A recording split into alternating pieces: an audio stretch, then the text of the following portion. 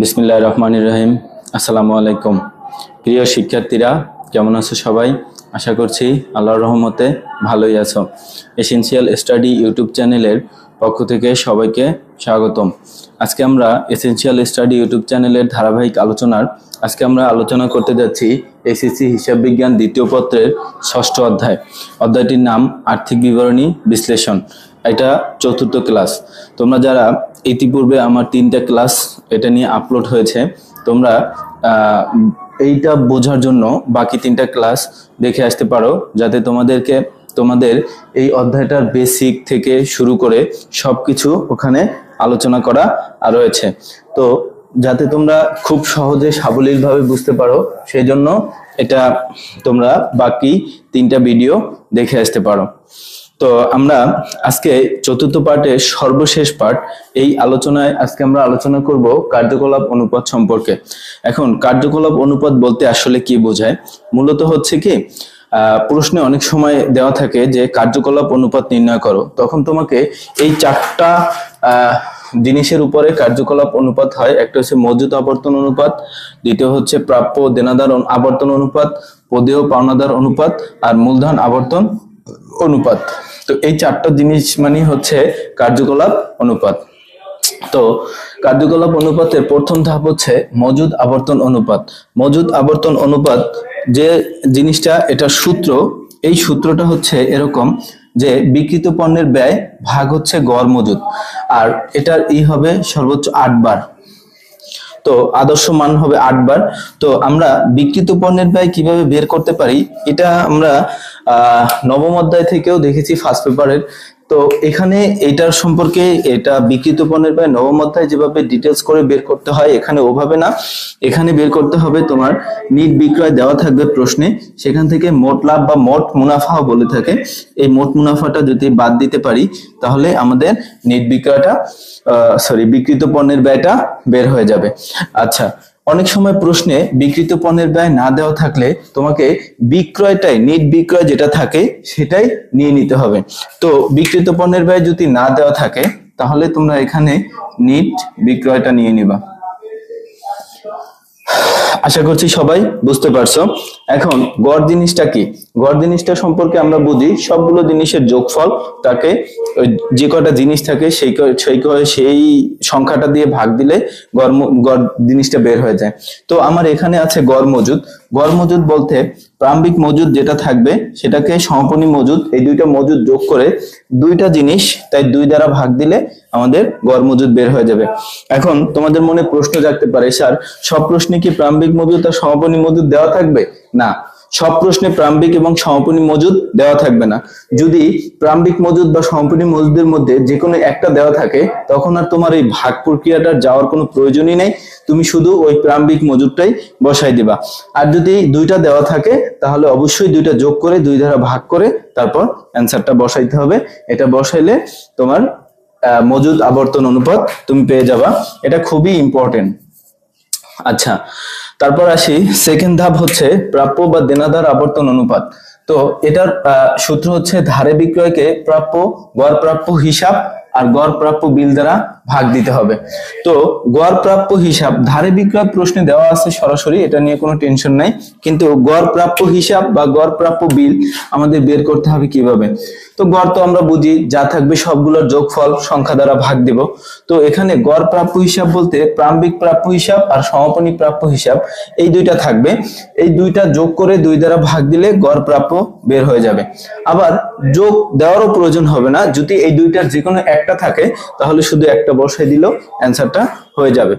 আবার গড় প্রাপ্য বিল, যেটাকে ক্ষেত্রেও ওই একই নিয়ম, প্রাপ্য গড় প্রারম্ভিক প্রাপ্য বিল আর যোগ হচ্ছে সমাপনী প্রাপ্য বিল, এই 2টা যোগ করে 2 দ্বারা ভাগ দেব, তাহলে গড় প্রাপ্য বিল বের হয়ে যাবে। ওকে, আশা করছি সবাই বুঝতে পারছো। ওকে, আমরা 3য় ধাপে যাব। 3য় ধাপ হচ্ছে প্রদেয় অথবা পাওনাদার। আচ্ছা, এটাও খুবই ইম্পর্টেন্ট তোমাদের জন্য, এটাও তোমরা খুব ভালোভাবে ক্যাপচার করে নিবা। আচ্ছা, তারপর হচ্ছে প্রদেয় অথবা পাওনাদার আবর্তন অনুপাত। এটা তেমন একটা ইম্পর্টেন্ট না, এটা তোমরা জাস্ট জানো বাট এটা তেমন একটা ইম্পর্টেন্ট না, তারপরও জানার দরকার। নিয়ম তো একই, এখানে ছিল গড় ধারে বিক্রয়, এটা হচ্ছে ধারে ক্রয়। আর এখানে ছিল গড় প্রাপ্য হিসাব, এখানে গড় পদেয় হিসাব। এখানে ছিল গড় প্রাপ্য বিল, এখানে হবে গড় পদেয় বিল। এই হচ্ছে পার্থক্য। তো এই দুইটা যেভাবে বের করার নিয়ম একই। ধরো গড় পদেয় হিসাব বের করতে গেলে তোমাকে যেটা করতে হবে সেটা হচ্ছে প্রারম্ভিক পদেয় হিসাব সমাপনী পদেয় হিসাব যোগ করে 2 দ্বারা ভাগ দিলেই তোমার এটা অ্যান্সার চলে আসবে। আচ্ছা, তারপর হচ্ছে গড় পদেয় বিল। গড় পদেয় বিল বলতে প্রারম্ভিক পদেয় বিলের সাথে সমাপনী পদেয় বিল যোগ করব, আমরা 2 দ্বারা ভাগ করব, তাহলে আমরা অ্যান্সার পেয়ে যাব। এখন এই দুইটার ক্ষেত্রেও একই নিয়ম, যদি দুইটার একটা দেওয়া থাকে তাহলে আর ভাগ প্রক্রিয়া যাওয়ার দরকার নাই, সরাসরি সেটা ওখানে বসাই দিলেই তোমার অ্যান্সার চলে আসবে।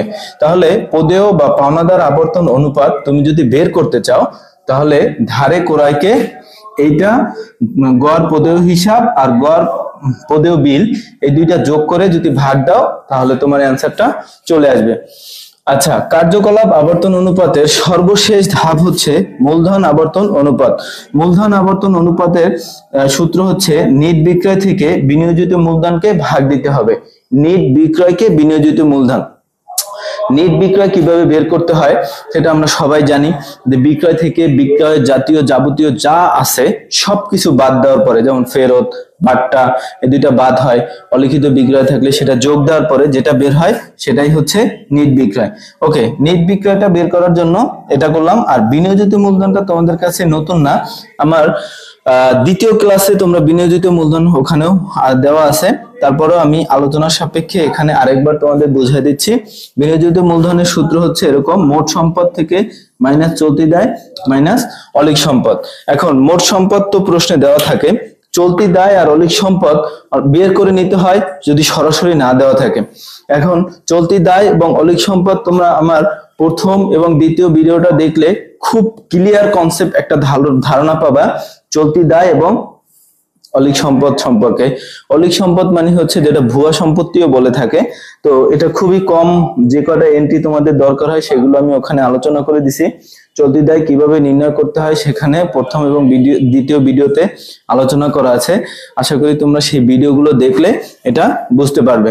তো এভাবে বিনিয়োজিত মূলধন বের করে নিট বিক্রয় লিখে নিচে বিনিয়োজিত মূলধনের টাকাটা বসাই দিয়া তোমরা ভাগ করে দিলেই অ্যান্সারটা চলে আসবে। এইচএসসি হিসাব বিজ্ঞান দ্বিতীয় পত্রে এই ষষ্ঠ অধ্যায়টা তোমরা কেন করবে, কারণ হচ্ছে এই অধ্যায় সূত্র বেস। যদি তোমার সূত্রগুলো মুখস্থ থাকে খুবই তাড়াতাড়ি এইটার অ্যান্সার করা সম্ভব, কারণ অ্যাকাউন্টিং এর অঙ্কগুলো স্বাভাবিকভাবে একটু বড় হয়। তো স্বাভাবিকভাবে একটু বড় হলে দেখা যায় 17, 18 বা 20 মিনিটে একটা সৃজনশীল কমপ্লিট করা সম্ভব না। তো দেখা যায় ওই সৃজনশীল যেগুলো একটা সৃজনশীল কমপ্লিট করা সম্ভব হয় নাই সেগুলোর টাইমটা রিকভার করার জন্য তুমি চাইলে এই অধ্যায়টা করতে পারো, কারণ এই অধ্যায়টা যদি করো এখানে তোমার খুবই কম সময় লাগবে। যে কারণ কি, শুধু সূত্র মানটা বসায় দিলে তাড়াতাড়ি আমার মনে হয় 10 মিনিটে একটা সৃজনশীল কমপ্লিট হয়ে যায় এবং খুবই ছোট, জায়গাও কম লাগে, অল্পতেই করা সম্ভব। এই জন্য তোমাকে এই অধ্যায়টা একটু মুখস্থ নির্ভর হলেও কষ্ট করে মুখস্থ করে সূত্রগুলা একটু এই অধ্যায়ের উপরে ফোকাস করা উচিত, যাতে তোমাদের সময়টা বেঁচে যায়। তো এটা খুবই ইম্পর্টেন্ট একটা অধ্যায়। পরপর 4টা ক্লাসে তোমাদের অনেক সূত্র আছে, তার ভিতর থেকে চেষ্টা করেছি খুবই কম সংখ্যক সূত্র তোমাদের জন্য নিয়ে আসার, যেটা ইম্পর্টেন্ট সেই সূত্রগুলোই। আশা করছি এই 4টা ভিডিও যদি কেউ দেখো তাহলে এই অধ্যায় সম্পর্কে আর কারো কোনো সমস্যা থাকবে না। তো এরপরও যদি কারো কোনো সমস্যা থাকে তাহলে তোমরা কমেন্ট বক্সে জানিয়ে দিও। আর ভিডিওটি তোমাদের জন্য যদি একটু পরিমাণ উপকারে এসে থাকে তাহলে অবশ্যই সাবস্ক্রাইব করবা আর শেয়ার করে দিবা বন্ধুদের মধ্যে। ধন্যবাদ সবাইকে। আসসালামু আলাইকুম।